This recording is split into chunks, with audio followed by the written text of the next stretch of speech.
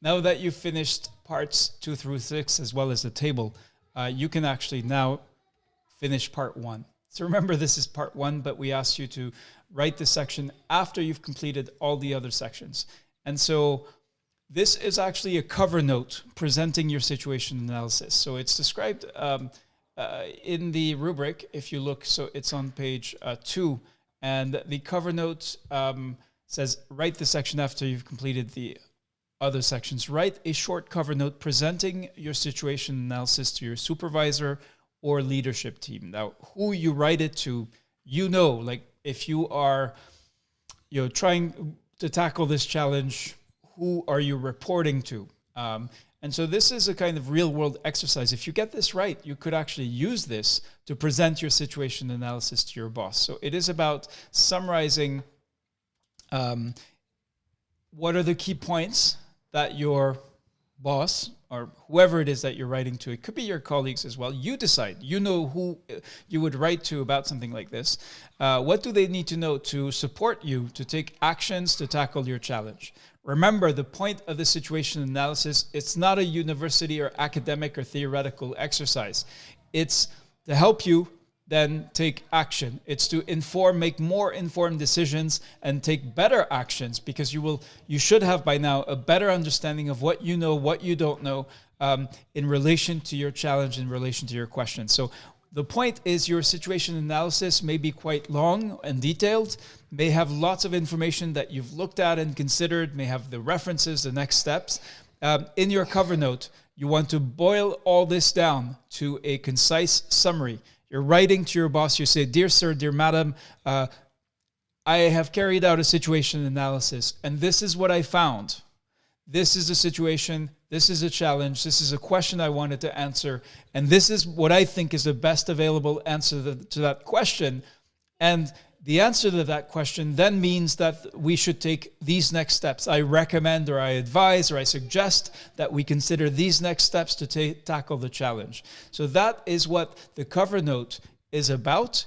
It does include a list of bullet points, but you wouldn't just send an email with a bunch of bullet points to your boss. You would title it, you would explain what it is, you'll need to be concise and get to the point to get their attention and give them the most important information that they need to understand why this matters and what you're asking them to do. And your next steps should be about what you're asking them to do. As we said, in many cases, you'll need other stakeholders on board. And of course, you're not going to start taking actions without your boss's approval, without this being included in the plan or micro plan. So that's what you do here. So again, there's more specific guidance in the rubric. You want to make sense of the most important findings from your situation. You want to understand your proposed next steps to tackle your challenge and see what support you need from them. It's again that question of bringing stakeholders on board. So you need to make the case for your findings. You need to make the case that the question you answered was worth answering in order to tackle a challenge, in order to take on these next steps. Now, you want to make it easy to understand. You already have a lot of information in the other parts. Here, you want to boil it down to what matters most. In few sentences, you want to be concise and get to the point. Focus on their attention on what is at stake. Why does this matter? What difference does it make? And you want to just take out anything that doesn't help to understand the situation. From the cover note, there may be a lot more information in the situation, the data sources, that helps sort of build the picture. But the cover note presenting your situation analysis needs to really bring it down to the essentials. You certainly don't want to copy and paste things that already exist. And then you want to use short sentences. Your audience, this is like an elevator pitch. You have a very short time to actually tell someone about your findings and why your findings matter and what the next steps should be. So your reviewers will be asked, you can see some of the points here, to get to the point so that a busy supervisor, short on time, will still get the most important points and be convinced by the case that is being made, and that the key points are easy to understand and concise. They're supported by the author's main findings, that's section 4, and proposed next steps, that's section 5.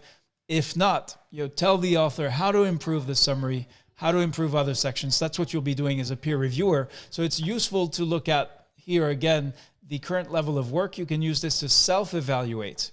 Is there a summary? If there isn't, obviously that's a 0, but what's an excellent summary? It's really the compendium of all the things that we've described. So again, this is a cover note. Write it as if you were writing an email to your boss. Dear sir, dear madam, here are, I carried out a situation analysis in relation to this challenge. I sought to answer this question. Here's what I found. And then you can have the bullet points. And then you say, from these findings, I propose, I suggest, I recommend that we carry out these next steps. So in a way, you're synthesizing everything else that is in your situation analysis and putting it into a format that your boss hopefully will pay attention to and respond to. That's it. You're done with situation analysis. Now you should submit your situation analysis by the stated deadline and get ready for peer review.